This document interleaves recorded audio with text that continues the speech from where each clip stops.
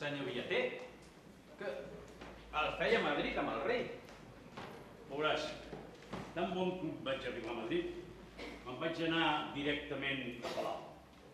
A la porta em va atendre una mena de camarlenc que em va comunicar que Sa Majestat no podia recibir-me i que, sentint-ho molt, ja me'n podien tornar.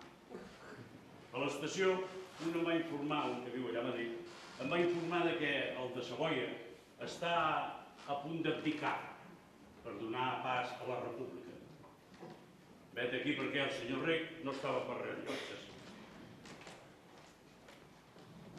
Ja veig que no t'has entrat de res del que t'he dit, oi? Sí, sí, de tot.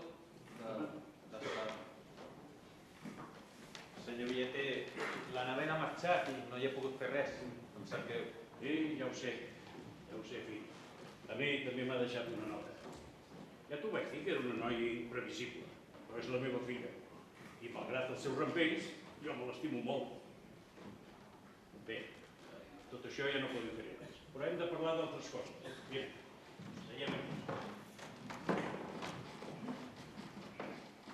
Jo, entre l'anada i la tornada de Madrid, he tingut molt de temps per pensar sobre el que aquí està passant, el que pot passar i sobre el teu futur.